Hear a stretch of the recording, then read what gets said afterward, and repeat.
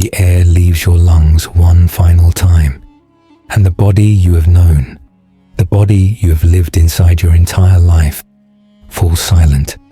And then, something happens. The world does not go black. Consciousness does not vanish. Instead, you feel a strange lightness, as if the weight of existence itself is being lifted. The room around you seems distant, blurred, unreal. Sounds stretch and echo. Time slows, and in that moment, you realize something shocking. You are still aware, but where are you? For centuries, civilizations across the world have tried to answer this question. Some say the soul ascends, pulled toward a tunnel of light. Others say it lingers, trapped between realms, wandering in confusion. But there is an ancient text, a sacred book, hidden for centuries, one that claims to hold the truth. It is called the Bardo Thodol, but in the West, it is known by another name, the Tibetan Book of the Dead. And what it describes is unlike anything you have ever heard before. Not myths, not speculation, but a precise, step-by-step account of what happens after death. It is not just a religious text, it is a map, a guide written to lead the soul through the most mysterious and terrifying transition of all. And if this book is correct, then death is not the end. It is a passage, a test, a gateway to something far greater or far more terrifying than you could ever imagine. Because according to these teachings, the moment you die is only the beginning. The Bardo Thodol describes a series of events that unfold in the minutes, hours, and days after death. A journey through visions, illusions, and choices. A series of gateways where the mind, free from the body, faces its own fears, its own karma, and its final destiny. Some will transcend. Most will return. But only those who understand the truth can navigate what comes next. And so the question is no longer what happens when we die. The real question is, will you be ready? There is a book, not an ordinary book, not something found on a shelf waiting to be casually read.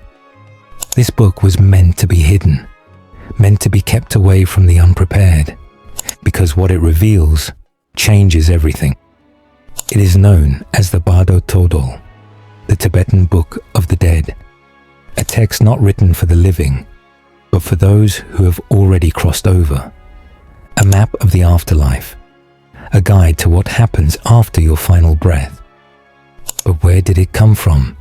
And more importantly, why was it buried in secrecy? Its origins trace back over 1,000 years to a man who was more than just a scholar, a mystic, a sorcerer, a legend. His name was Padmasambhava. To Tibetan Buddhists, he is not just a historical figure. He is a force, a being so powerful, so enlightened, that his presence still lingers in the fabric of reality itself. In the 8th century, Padmasambhava was invited to Tibet to bring Buddhism to a land still ruled by ancient shamanic traditions. But what he encountered was not just resistance, it was war. The old gods, the spirits of the land, the unseen forces did not welcome him. And so, Padmasambhava did not simply teach, he battled. Through ritual, through magic, through mastery of forces beyond human comprehension, he subdued the spirits, not by destroying them, but by binding them, integrating them, forcing them to serve the path of enlightenment.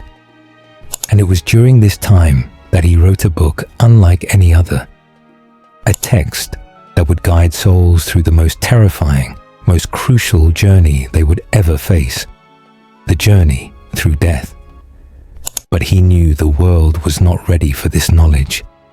He knew that if the teachings fell into the wrong hands, they would be lost, corrupted, or worse, used for power instead of liberation. So he did something radical. He hid it. He concealed the Bardo Thodol in remote caves, locking its wisdom away for future generations. Only those who were meant to find it, those who were truly ready, would uncover its secrets. And for centuries, the book remained in the shadows, a whisper among the initiated, a secret held by monks who spent their lives preparing for the moment of death. But now, something has changed. The book has resurfaced. The knowledge is being revealed. Why? Why now, after centuries of silence? Perhaps the world is shifting. Perhaps consciousness is evolving. Or perhaps something wants us to remember. Death is not instant. The body may stop, but the self remains. For a brief moment, seconds, minutes, maybe even hours, you are still here, aware, watching, feeling something beyond anything you have ever known. In those first moments after death, there is no pain, no struggle, no weight holding you down. Instead, there is a strange lightness, a sense of separation. The Tibetan masters called this the Tibetan Bardo, the first stage of the afterlife, the transition, the moment the soul begins to leave the physical world. And what happens next depends entirely on whether you are ready for it. Some describe floating above their own bodies, looking down at the lifeless form they once inhabited. Others say they feel a pull, as if something is guiding them toward an unknown destination. Near-death survivors, those who have been to the edge and returned, tell eerily similar stories. They speak of tunnels of light, of voices calling their names, of a presence, something watching, waiting. They describe a sudden flood of memories, a replay of their entire lives in a single, overwhelming instant. The Tibetan Book of the Dead describes this too. It speaks of the moment when the veil lifts, when all illusions fall away, and the soul sees its true nature. For those prepared, this is the greatest opportunity. A chance to recognize the clear light, the infinite consciousness beyond time, beyond form, the gateway to ultimate liberation. But for most, it is too much. The light is too intense, the truth too vast. Fear takes over. The mind clings to what it has always known. And in that moment of hesitation, the opportunity is lost. The soul retreats, and what follows next is far more unpredictable. Some find themselves drifting, lost in familiar places, unable to accept that they have died. Some enter visions of beauty, of peace, believing they have reached paradise, only to realize later that it is just another illusion. And others step into something far darker. The Tibetan masters warned of this, that if the soul does not recognize the truth in those first moments, if it does not let go of fear, of attachment, it will enter a realm shaped entirely by its own mind. A world where thoughts take form, where fears manifest, where what happens next is no longer dictated by physical laws, but by the deepest, most hidden parts of the soul itself.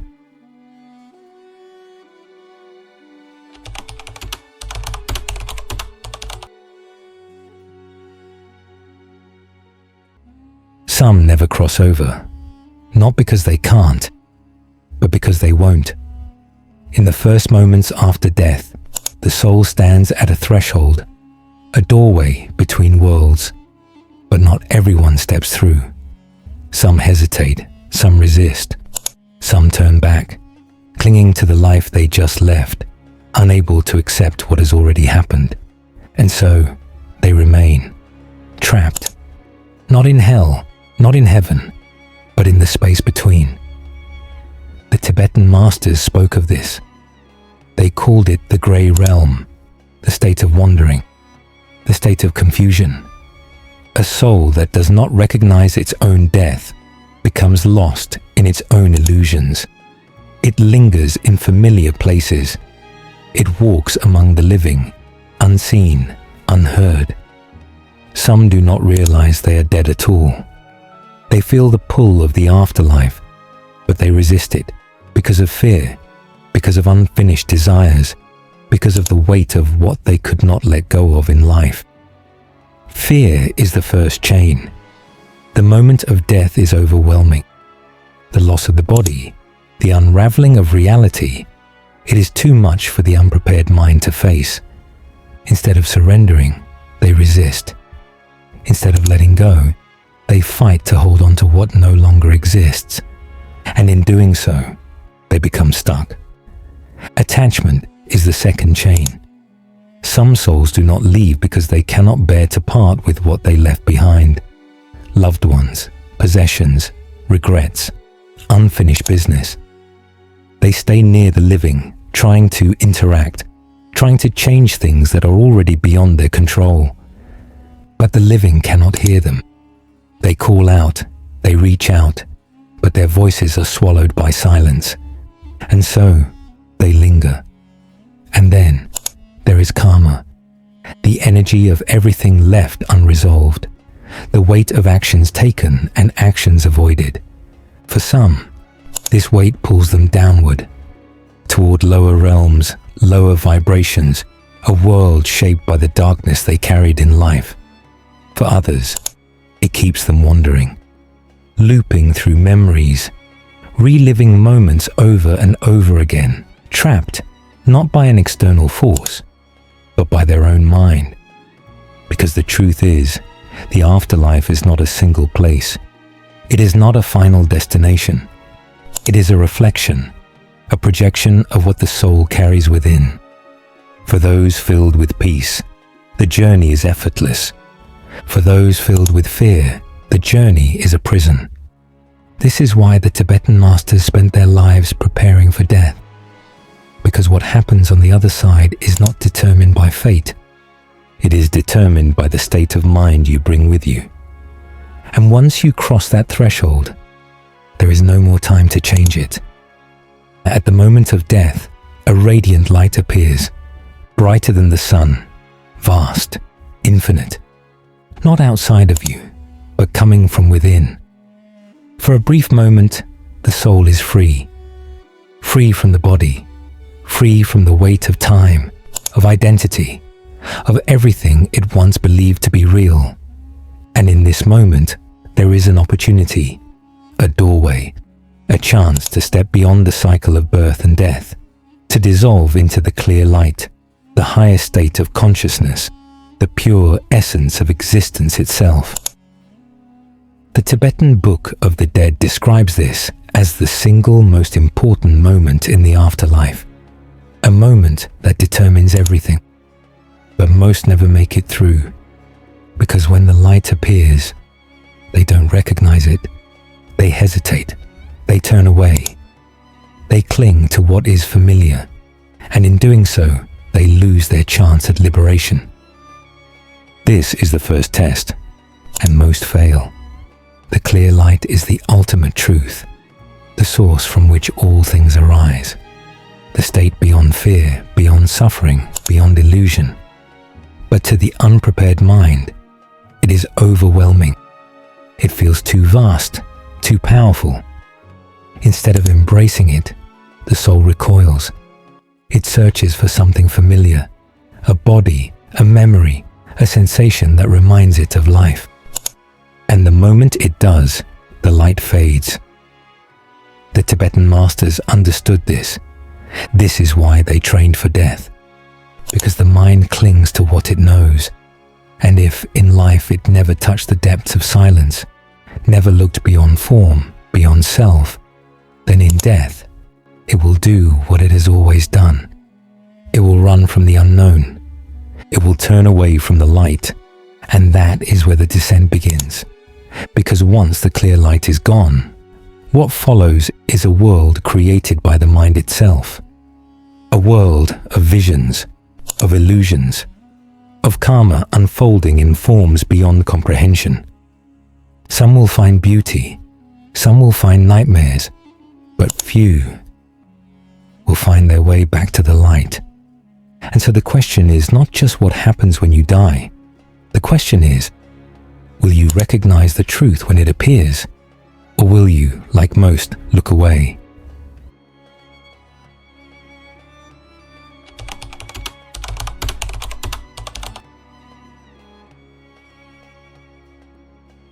The body grows still, the last breath fades. And yet, something remains. There is no pain, no sudden darkness, no abrupt ending. Instead, there is a shift, a strange lightness, as if the weight of existence has lifted. The body, the one you have known your entire life, feels distant, as if it no longer belongs to you. And then you see it, yourself, lying motionless, silent, a lifeless shell that was once you. Some souls understand immediately. They know they have crossed the threshold, but many do not. The Tibetan Book of the Dead describes this as the Tibetan Bardo, the first stage of the afterlife, the moment of separation. For some, it is peaceful, a gentle drifting, a sense of floating, as if the world has become soft, dreamlike. For others, it is disorienting. The mind struggles to grasp what is happening, because it still feels alive. It can see, it can think, it can move, but no one responds. It calls out. No one hears. It reaches for the living, but its hands pass through them like air, and slowly, realization begins to set in. The physical world is gone, but consciousness remains. This is the first great truth of the afterlife. You are not your body, you never were, but the mind, conditioned by years of physical existence, refuses to accept it. Some souls panic. They try to wake up, to return to life, but there is no life to return to. Some refuse to move on. They linger, hovering near their bodies, near their homes, near the ones they left behind, unable to let go. And then there are those who recognize what is happening, the ones who remain calm, who do not resist. For them, something else appears, a light, a presence, a doorway opening beyond the limits of the physical world. But not all will enter, because the journey ahead is not easy. The illusions of the mind are about to take shape, and for those who are not prepared, the real test is only beginning. The light fades, and something else begins. The physical world is gone. The body, the breath, the heartbeat, left behind like a dream that has ended. But now, a new world takes shape, a world of visions. Some souls find themselves in places of indescribable beauty. Golden temples, vast celestial landscapes, figures of light welcoming them with warmth and peace.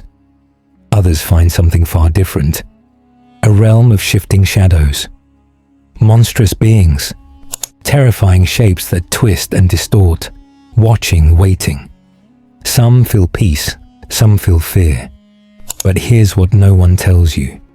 None of it is real, not in the way you think. This is the Tibetan Bardo, the second stage of the afterlife. A world not built by the universe, but by the mind itself. Everything here is a projection, a reflection of the deepest layers of the soul. Those who spent their lives in love, in peace, in wisdom. They see paradise. Those who lived in fear, in guilt, in anger, they see their demons. But both are illusions, because in this realm, thought becomes form. The Tibetan masters warned of this.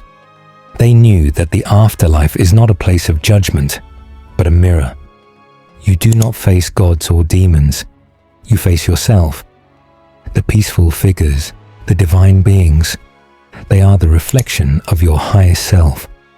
The terrifying monsters, the raging forces, they are the fears you never confronted in life. But here is the secret. Neither can harm you, unless you believe they can. Because the moment you react, the moment you run, the moment you fight, the moment you try to escape, you are caught in the illusion. And the deeper you fall into it, the harder it is to wake up. Those who recognize the truth, who see through the visions, who do not attach to the beautiful or the terrible, they move forward. They see the light again. But those who don't, they stay, locked in a world of their own creation, not by force, but by choice. And so, the question is not whether the visions are real. The question is, will you recognize them for what they are?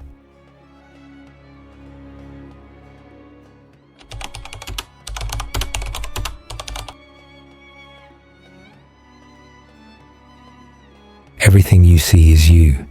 The golden temples, the divine figures, the radiant beings offering peace. They are you, the shadows, the demons, the endless corridors of fear. They are you. Because in the afterlife, there is no external world, only the mind, stripped bare. And for the first time you see it, not through memory, not through the filter of a body, but in raw, undistorted form. This is the test of recognition, and most fail. In the Tibetan Bardo, the realm of visions, karma is no longer hidden. The thoughts you carried in life, the emotions, the beliefs, the fears, become your reality. If you lived in peace, the afterlife unfolds like a paradise. If you lived in turmoil, it takes shape as a nightmare. But both are illusions. Neither is permanent. The Tibetan masters understood this. They warned that the greatest danger after death is believing what you see. Because the moment you attach to the visions, whether beautiful or terrifying, you become trapped. The peaceful figures, the radiant beings, you reach for them, and suddenly they are gone. The terrifying monsters, the haunting voices, you resist them, and they grow stronger. Because the law is simple. What you accept, you transcend. What you resist, you become. Some souls grasp this immediately. They do not react. They do not cling to the light, nor do they run from the darkness. They watch, they understand. And in that moment, the illusion collapses. The visions fade, the world dissolves, and the light appears again. But for those who fail, for those who grasp at paradise, for those who flee in fear, the cycle continues. Karma pulls them downward, toward the next phase, toward rebirth. And so, the afterlife is not about judgment. There is no heaven, there is no hell, there is only reflection. And the question is not whether the visions are real. The question is, will you recognize them before it's too late? The air trembles, a shadow moves, then another, and suddenly they are everywhere. Monstrous faces, twisting forms, eyes burning like fire, voices that shake the very fabric of reality. They roar, they reach, they surround you. But here is the truth no one tells you. They are not real, not in the way you think. The Tibetan Book of the Dead describes these figures in detail. Beasts with 1,000 arms, deities with fangs dripping with blood, beings that tear at the sky and howl in rage. They are terrifying, unrelenting, but they are not here to destroy you. They are here because you brought them with you. They are not demons. They are not punishments. They are you.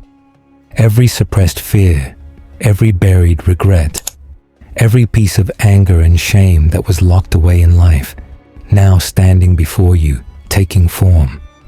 Because in the afterlife, nothing stays hidden.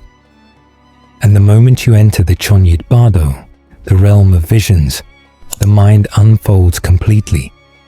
Everything you ran from in life is waiting for you now, but not to punish you, to be faced. Because the afterlife is not a place of judgment. It is a place of reflection. And the greatest test of all is this. Can you see the truth? The soul that understands does not run. It does not fight. It does not beg for escape. It watches. And when it does, the monsters fade. The beings dissolve. Because they were never separate from you. They were never something to fear. They were the shadows of the mind, projected outward, shaped by karma, created by the energy you carried in life. And if you recognize them for what they are, they lose all power. But for those who do not, for those who run, who scream, who resist, something else happens. The visions grow stronger. The forms become darker. The world begins to shift, pulling them deeper. Because in this realm, fear does not save you. Fear is what traps you. What you reject persists. What you fight, fights back. And the moment you believe the illusion, you become lost inside it.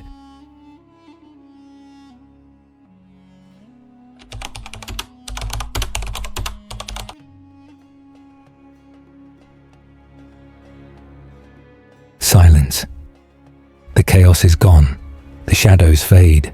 The roaring stops. And in their place, something else appears. A vast, golden light. A presence beyond words. Peaceful, radiant, infinite. Figures emerge, luminous beings, gentle and wise. Some take the form of Buddhas, deities of light, celestial guides. Others appear as ancestors, familiar faces filled with warmth. They do not speak, yet you understand. They are here to help, but only if you recognize them, because just like the wrathful beings before them, they are you. The Tibetan Book of the Dead describes this as the final chance. The last moment in the afterlife where true liberation is possible. If the soul recognizes these beings as projections of its own higher nature, if it does not cling to them, if it does not worship them as something separate, then it is free. No more rebirth, no more illusions, no more suffering, only light, only liberation. But even now, most fail, because even peace, even beauty can be a trap.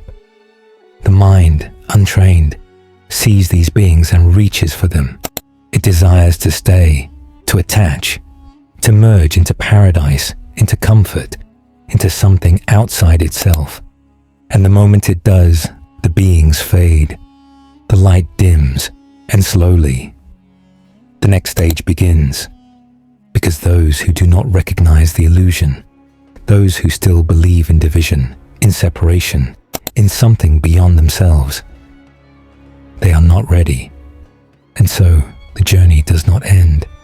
It continues into the next realm, into the next test, and for most, into the cycle once again. The light fades, the visions dissolve, and now there is only movement, a pull, a force drawing the soul forward, subtle at first, then stronger, unstoppable. This is the Tibetan Bardo, the final stage, the moment where destiny unfolds. For most, there is no choice. The weight of past actions, past thoughts, past desires, this is what pulls the soul into its next life. Because karma is not just an idea, it is a force, a current, a river that carries the soul toward the next body, the next experience, the next illusion of existence. Everything that was left unresolved in life, every attachment, every craving, every fear, becomes the blueprint for what comes next. Some souls feel drawn toward warmth, toward new parents, new homes. They see glimpses of faces, of places. They are pulled into bodies waiting to be born. Others, burdened by pain, by guilt, by the weight of their past, descend into lives of struggle, of hardship, of suffering, not as punishment, but as a reflection, a continuation of the energy they carried within them. This is how the cycle continues. Birth, death, rebirth, again and again. until the lesson is learned, but a rare few choose something else. These are the souls who recognize the illusion, who see through the pull of karma, through the longing for form, for identity, for another life. Instead of following the current, they step outside of it. They do not attach. They do not resist. They simply let go. And in that surrender, they break free. No more rebirth, no more forgetting, only light, only liberation. The Tibetan masters called this the Great Escape, the moment where the soul dissolves into something greater, not as an ending, but as a return. Because in truth, there was never anything to escape. There was never anywhere to go. There was only this. There was only awareness. And for those who see it, who truly see it, the journey ends, or perhaps it finally begins. There is a moment, a final threshold, a space where the past, the future, and the weight of every decision converge into one choice: to return or to leave it all behind. Most never realize they have a choice at all. They feel the pull of reincarnation, a force so strong, so absolute, that resisting it seems impossible. The longing for form, for sensation, for existence itself. Memories flash, faces, places, the echoes of unfinished desires. A deep hunger to experience, to feel, to be. And just like that, they are pulled back in. A new life begins, a new body, a new identity, a continuation of the same lessons, the same struggles, the same illusions over and over again. But a rare few awaken.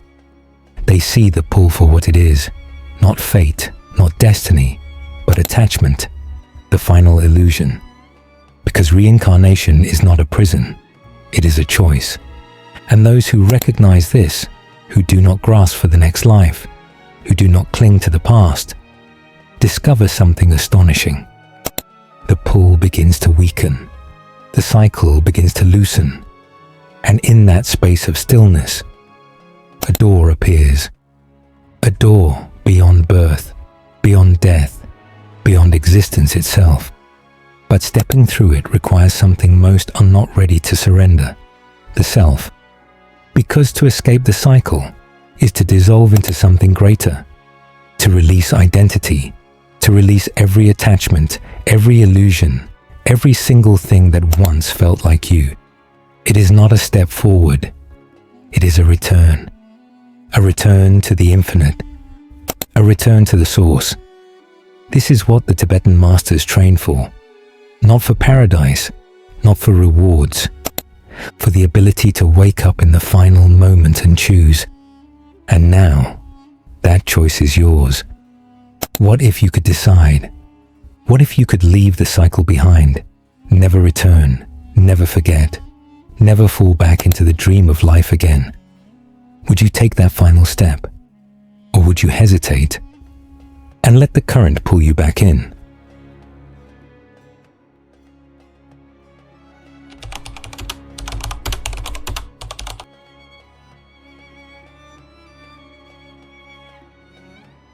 The Bardo Thodol was never just a book for the dead.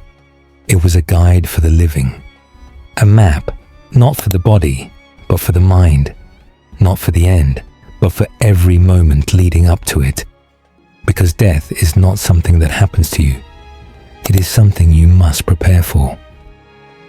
The Tibetan masters knew this. They understood that the state of mind at the moment of death determines everything. And so they trained. Not in temples made of stone, but in the vast, silent spaces of their own consciousness. They practiced dying.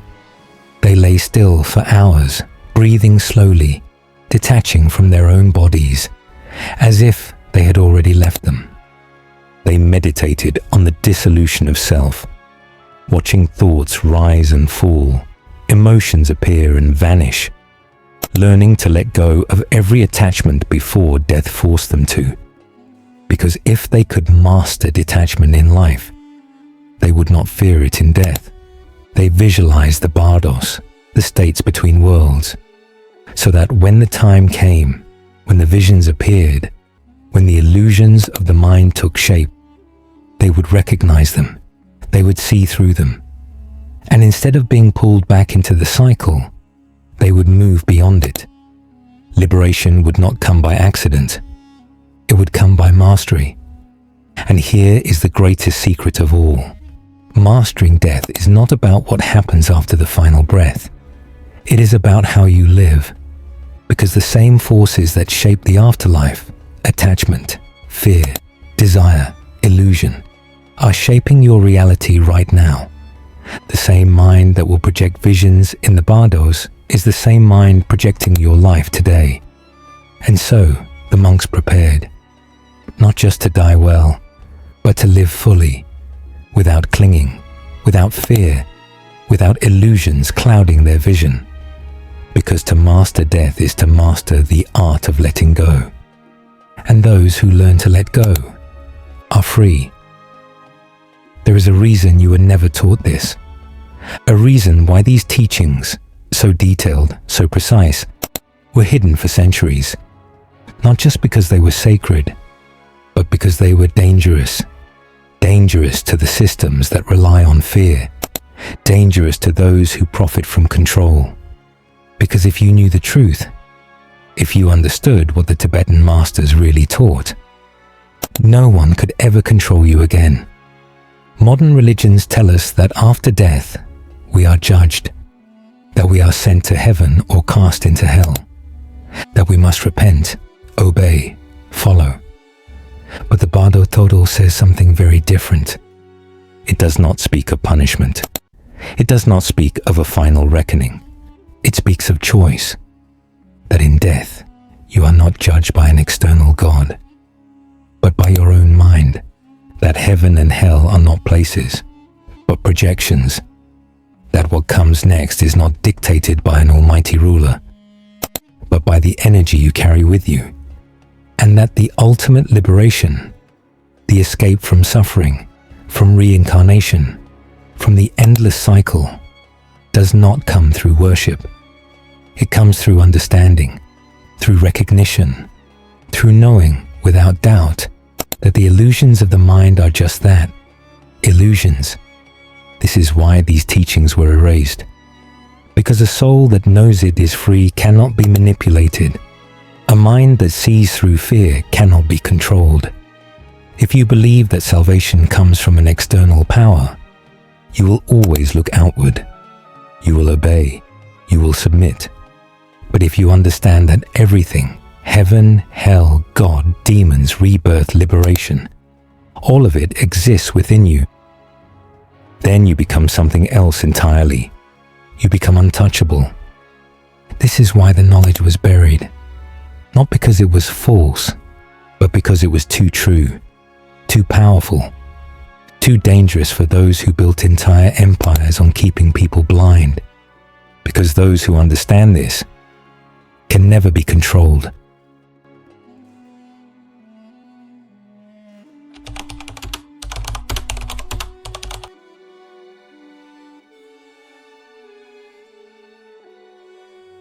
Science is just now catching up.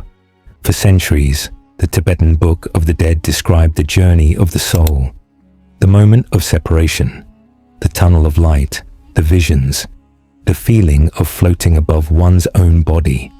And for centuries, the modern world dismissed it. A religious myth, a cultural story, nothing more. But then, something happened. Doctors, scientists, and researchers began collecting stories, testimonies from those who had died and returned. And what they found was impossible to ignore. People across the world, from every background, describing the same thing. A sudden feeling of detachment from the body, a light, blinding, radiant, all-encompassing.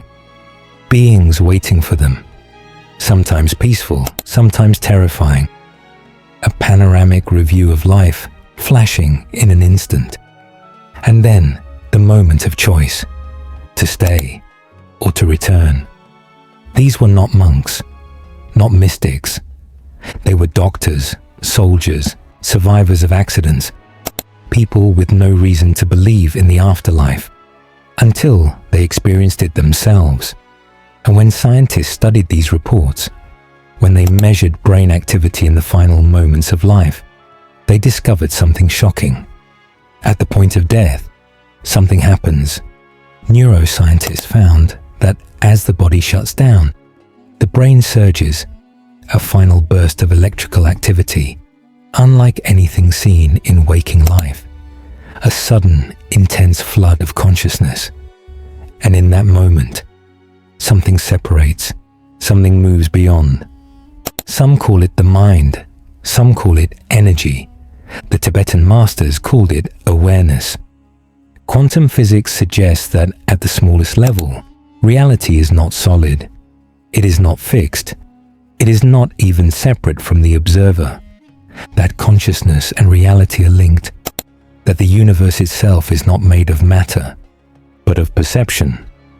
And if this is true, then death is not an ending.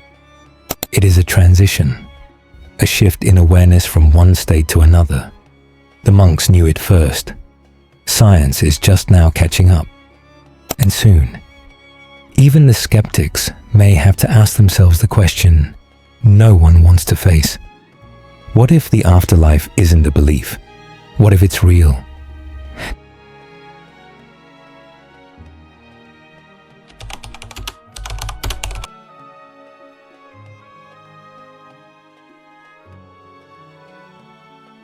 Death is not the end. It is not the enemy. It is a doorway. And the Tibetan masters understood something that most of the world has forgotten. You do not wait until the final breath to prepare for death.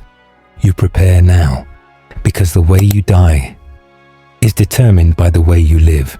In the West, death is feared, ignored, pushed to the shadows. We pretend it is far away, that it belongs to someone else, that it will not come for us until it does. And when that moment arrives, when the illusions begin to dissolve, the unprepared mind panics. It clings, it resists, it fears what it never dared to face. And so, the cycle repeats. Birth, death, rebirth, again and again, until the lesson is learned. But there is another way. The Tibetan monks train for death as if it were the final test of life. Because to die well is to live well. They practiced detachment. They meditated on impermanence, on the temporary nature of all things, so that when the moment came, they could let go without fear. They visualized the bardos, the states between worlds, over and over again, so that when they entered them, they would not be fooled. They trained the mind to remain clear, still and awake, so that in death, they would not fall into illusion. And most of all, they lived fully, because when you do not fear death, you do not fear life. You do not waste time on trivial things. You do not cling to what will inevitably fade. You love without fear. You act without hesitation. You walk through life with clarity, knowing that when the final moment comes, you will not run. You will not be pulled back by regret. You will step forward, calm, clear, aware, because those who prepare for death are the ones who truly learn how to live. Close your eyes. Breathe in, breathe out. For a moment, the world fades. The noise, the distractions, the endless stream of thoughts, they begin to quiet. And in that silence, something else appears. Stillness, awareness, a presence that was always there, hidden beneath the surface of the mind. This is meditation. And it is more than just a practice. It is training for death. The Tibetan masters knew that in the afterlife, the greatest danger is illusion. That when the body is gone, when the senses fade, the mind will still be there, creating, shaping, projecting. And those who do not recognize this are trapped by it, the peaceful visions, the terrifying entities, the pull of reincarnation. They are not external forces. They are the mind, unraveling itself. And in that moment, when the light appears, when the test begins, only those who have learned to steady the mind will see the truth. Because in meditation, you do what death requires of you. You let go. You watch your thoughts, but you do not cling to them. You witness fear, but you do not become it. You dissolve the illusion of self again and again, so that when the time comes, when the body falls away, the mind will not panic. It will not resist. It will not grasp for what is no longer there. Instead, it will remain still, clear, aware, and in that awareness, it will recognize the light. This is why monks meditate for hours, for days, not to escape the world, but to prepare for the moment when the world escapes them, because death is the final meditation, and those who have trained for it will not be afraid. They will not be lost. They will see. And seeing is the only way to be free. Breathe in, breathe out, again. Slower this time, deeper. Feel the air enter your lungs. Feel it leave. Now imagine. You stop, not from fear, not from force, but by choice. Everything stills, the breath, the mind, the body. And in that silence, something shifts. This is the secret the Tibetan monks knew. That breath is the bridge between life and death. That by controlling it, by mastering it, you can step beyond the body before death ever comes. They called it Tummo Pranayama, vase breathing. Different names, same purpose. To bring the body to the edge, to slow the heart, to quiet the mind, to mimic the state of death while still alive. Not to induce fear, but to dissolve it. Because the moment the breath stops, the body believes it is dying, but the mind remains. And if it is prepared, if it does not panic, if it does not resist, it will awaken. It will see that it is not bound to form, that it exists beyond the limits of flesh, that it is something vast, something infinite. This is why monks practice breath work for hours, holding, releasing, holding again. They push their bodies past what seemed possible, not to prove strength, but to learn surrender, to feel death before it came, to meet it without fear. Because those who can stop breathing and remain still, who can face that moment and not recoil, they will not struggle when the real test arrives.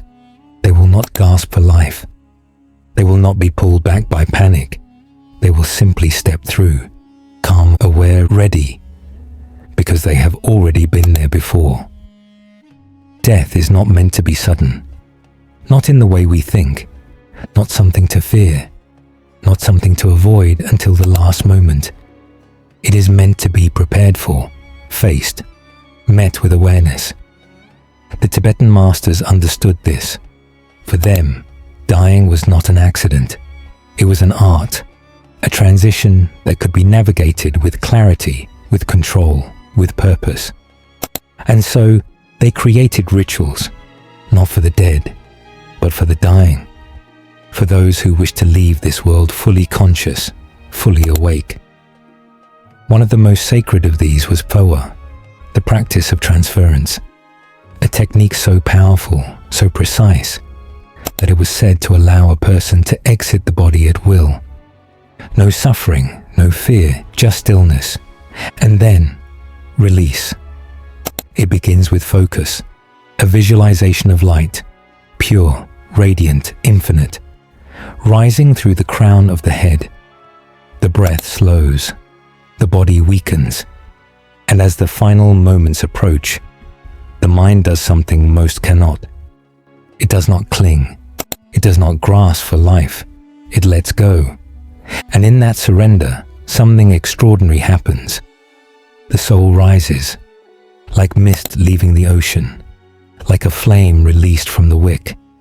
It does not drift in confusion. It does not linger in fear. It moves directly toward the light. Foa was not the only ritual. There were chants whispered in the ear of the dying, meant to remind the soul of what was coming next. There were sacred mantras repeated over and over, so that the last thing the mind heard before death was the sound of its own awakening. There were meditations where monks rehearsed their own deaths again and again, lying still for hours, slowing their breath until it almost ceased, so that when the real moment came, they would not panic. They would not be lost. They would step through the door, fully aware. And this is the great secret, that death does not have to be chaotic. It does not have to be a sudden void, a moment of terror. It can be clear. It can be peaceful. It can be a choice, but only if the mind is ready, only if the soul has been prepared, because no ritual, no mantra, no sacred technique can force awareness upon you. They can only guide you to the threshold. You must be the one to walk through.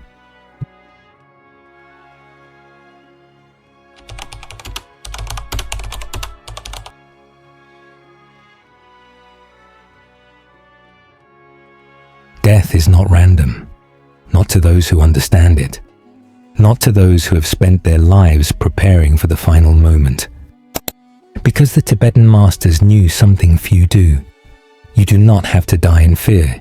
You do not have to be pulled away, confused, lost in a storm of memories and attachments. You can leave this world with clarity, with choice. You can control the moment of death. The secret lies in the mind. Because death is not about the body. The body falls away. It was never truly you. What remains is awareness, and where that awareness goes next, that is determined in the final breath. The monks trained for this moment. They practiced dying before death arrived. They meditated at the edges of mountains, in the depths of caves, slowing their hearts, stilling their minds, learning to detach from the body while still alive. Because if you can detach in life, you can detach in death. And if you can detach in death, you are free. Some monks were said to choose their final moment, to sit in meditation, eyes half closed, breath slowing, as if preparing for sleep. Then, without struggle, without hesitation, they simply left, no suffering, no confusion, just a final exhale and the awareness rising beyond the body. They called it Samadhi death, the moment of conscious departure, a perfect transition, because to them death was not an end, it was a passage, a doorway, and those who stepped through with awareness, they were not pulled back, not trapped in illusion, not caught in fear. They did not wander. They did not return. They simply dissolved into light, into the vastness beyond form. And so the question is not whether death will come. It will. The question is, will you be ready? Nothing is forgotten, not a thought, not a word, not a single action. Everything leaves a mark. Everything returns.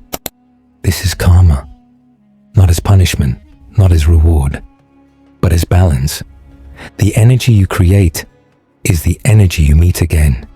And in the afterlife, there is no escaping it, because karma is not something handed down by a god. It is not a set of rules. It is the very fabric of reality, the current that carries the soul from one life to the next. In death, when the body is gone, when there is nothing left to hide behind, the truth of your existence is revealed. Everything you did, everything you thought, every choice, every intention, it is all there, shaping what comes next. The Bardo Thodol describes it with perfect clarity. If a soul has lived in love, in wisdom, in selflessness, it moves toward light, toward liberation. If a soul has lived in greed, in fear, in hatred, it is pulled downward, not as punishment, but because that is what it has created for itself. Some feel the weight immediately, the regrets, the pain they caused, the things left undone, and they beg for another chance. And karma answers, not with mercy, not with cruelty, but with the next life, a new body, a new beginning, an opportunity to face what was left unresolved. But there is another path, one that only a few ever take, to leave it all behind, to break the cycle. Because karma is not just what pulls you back into life, it is also what binds you to the illusion of self. And those who truly understand this, who see beyond it, are no longer controlled by it. They do not cling to the good. They do not resist the bad. They simply let go. And in that moment, karma dissolves. There is no past, no future, no rebirth, only awareness, only freedom. And so the question is not what karma will bring you. The question is, will you rise above it? Most souls do not escape. They do not transcend. They do not dissolve into light or move beyond the cycle. They return, again and again, lifetime after lifetime, body after body, not because they are forced to, but because they do not realize they have a choice. Reincarnation is not a prison. It is a pattern, a loop, a cycle that repeats itself, not because it must, but because the mind clings to what is familiar. The moment death arrives, the illusions begin. The tunnel of light, the voices of loved ones, the pull toward a new existence, and the soul, still attached, still longing, follows the current. It sees visions of paradise, of celestial realms, of beauty beyond imagination, and it reaches for them. Or it sees its past, its regrets, its unfinished desires, and it tries to correct them. But in both cases, whether it chases light or runs from darkness, the soul falls back into the cycle, because the secret is this: heaven is not escape, hell is not punishment. They are both illusions, both projections of the mind, and the soul that believes in them is bound by them. The Tibetan masters understood this. They warned that even the most beautiful visions are a trap, that if you reach for them, if you desire them, if you attach to them, you will return. Because desire itself is the chain, the longing to experience, to be, to exist as something separate from the whole. This is what pulls souls back into bodies, what keeps them moving through the cycle of birth and death. The cycle does not hold you. You hold on to the cycle, and the only way out is to let go, not just of suffering, but of everything, of identity, of form, of the need to exist at all. And that is the final test. The moment when the soul either steps beyond or reaches back and begins again.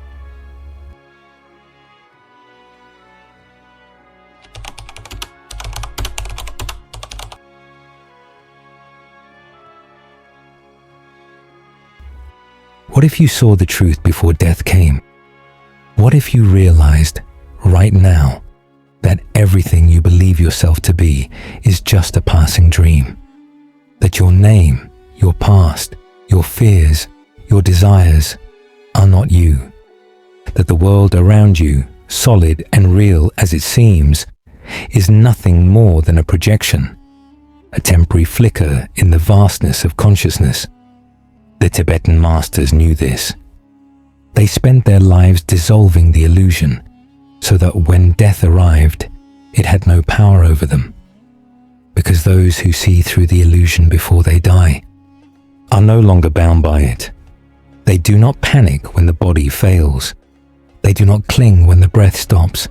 They do not grasp for what is already gone. Instead, They watch. Silent, still, aware. And in that moment, when others would be pulled into visions, lost in the unfolding dream of the afterlife, they do something different. They let go, completely, not just of the body, not just of identity, but of self. And in doing so, they escape. No rebirth, no wandering, no illusions waiting to trap them again. Only light, only awareness, only liberation. This is the final secret. That death does not have to be a test. It can be a choice, but only for those who wake up before the dream ends. Death is not the end. It never was. It is a passage, a doorway, a shift from one state of being to another. The body fades, the senses dissolve. The world you once knew vanishes like mist in the morning sun. But something remains. Awareness, pure, unshaken, watching as the great illusion unravels. The Tibetan Book of the Dead was never just about what happens after life. It was a guide, a reminder that everything you fear about death is a misunderstanding, that the terror of the unknown, the clinging to existence, the desperate grasp for something solid is what keeps you trapped, because nothing real is lost. The true self, the awareness beneath all thought, all identity, does not die. It moves, it transforms, it steps beyond what was once familiar and into something greater. But few ever realize this, because few are prepared to let go. They see death as an ending, a void, a darkness, and in that belief, they make it real. But the monks knew. They did not resist when death came. They did not fight to hold onto a world that was already slipping away. Instead, they stepped forward, calm, aware, knowing that death was not the loss of self, but the loss of illusion. And those who understand this, those who see death not as something to fear, but as a return to what they always were, they are free, because the final teaching is simple. Death is not the end. It is only the beginning.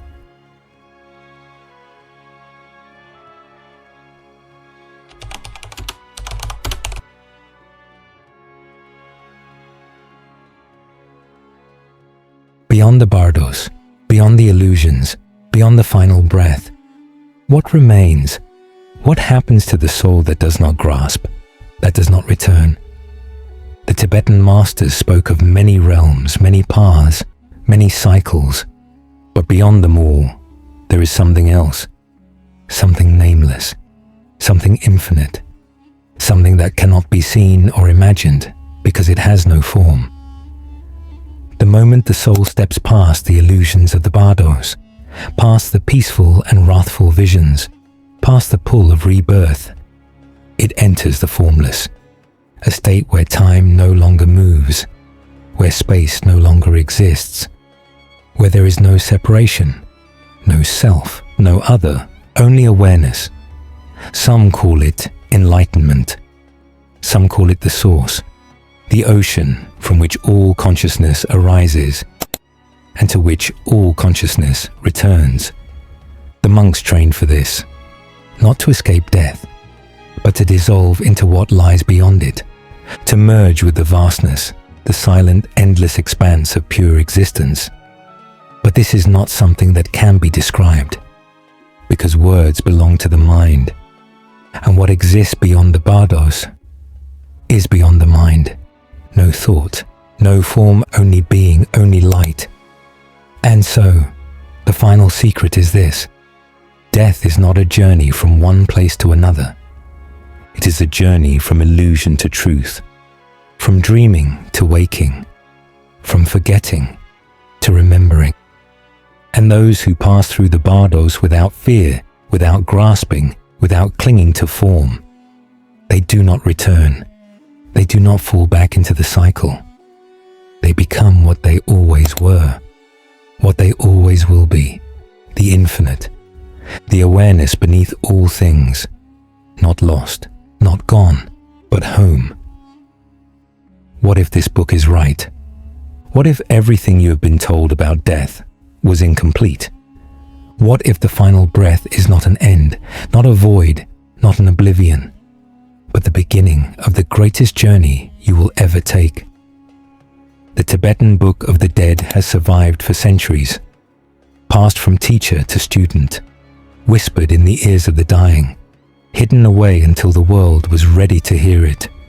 And now it has reached you, not by accident, not by coincidence, but because something within you is already searching, already questioning, because the truth has been buried, and those who uncover it are never the same again.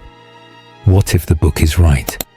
What if the moment of death is not something to fear, but something to prepare for? What if everything you see after that moment, the light, the darkness, the gods, the demons, are all reflections of your own mind?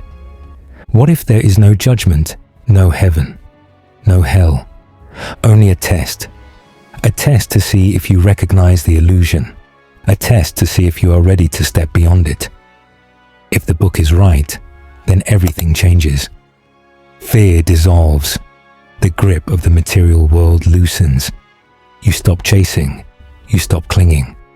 You stop running from death and start preparing for it, because those who prepare are free. And so the real question is not whether this book is true. The real question is, are you ready to see for yourself?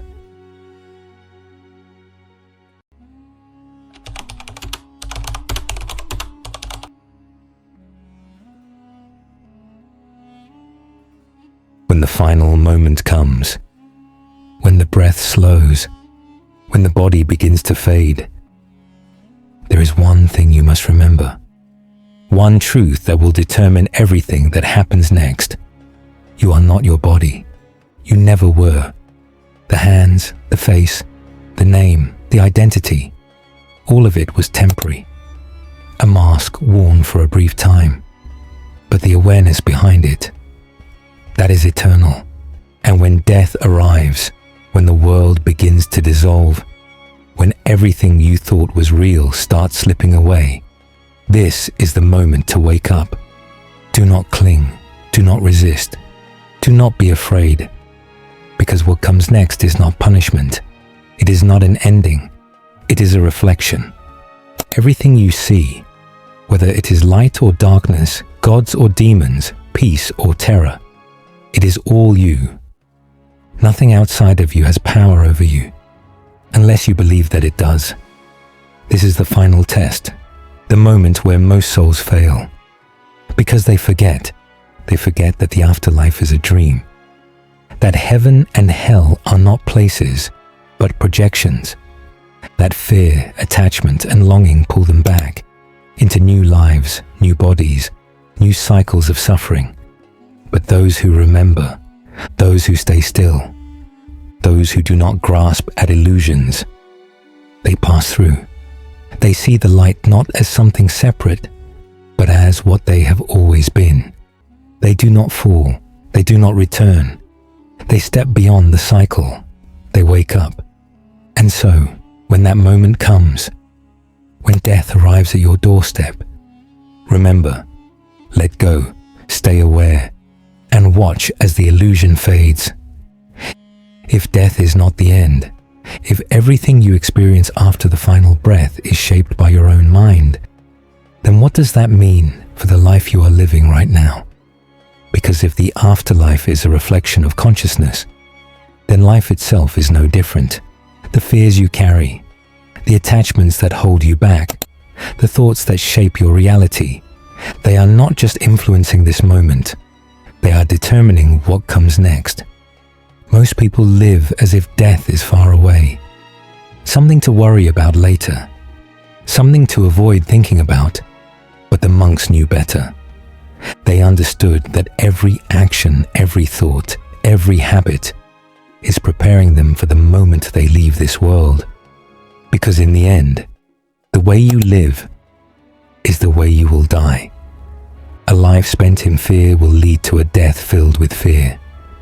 A life of attachment will create a struggle at the final breath. A restless mind in life will be restless in the afterlife. But a mind that is clear, a mind that is free, a mind that understands the nature of illusion, that mind will not be afraid. That mind will not panic. That mind will step into death fully aware. This is why meditation matters. This is why detachment is taught. Not to remove you from life, not to strip you of emotion, but to prepare you for the moment when everything you think is real begins to fall away.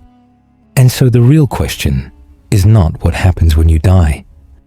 The real question is, are you living in a way that prepares you for that moment? Because in the end, death is not something that happens to you. It is something you are already moving toward. And when the time comes, will you be ready? What if everything in life has been preparing you for one final test? Not a test of punishment, not a test of judgment, but a test of awareness. Because when the last breath leaves your body, when the world dissolves, when you are no longer what you once believed yourself to be, something happens, a moment of clarity, a single opportunity, a door appears, and in that instant, everything depends on whether you recognize it. The Tibetan masters understood this. They knew that death is not chaos. T is precise. It follows a pattern, a sequence of illusions unfolding like a dream, each one designed to see if you will cling or let go. If you chase the visions, if you fight the fears, if you hold on to the last remnants of self, you fail and the cycle begins again. But if you stay still, if you watch without grasping, if you see through the illusions instead of falling into them, you pass, not into a heaven, not into a paradise, but into something greater, something beyond all description, a return to what you always were, before birth, before time, before identity. And that is the great secret, that death is not the end. It is the final question, the last moment where you decide, do I return or do I wake up?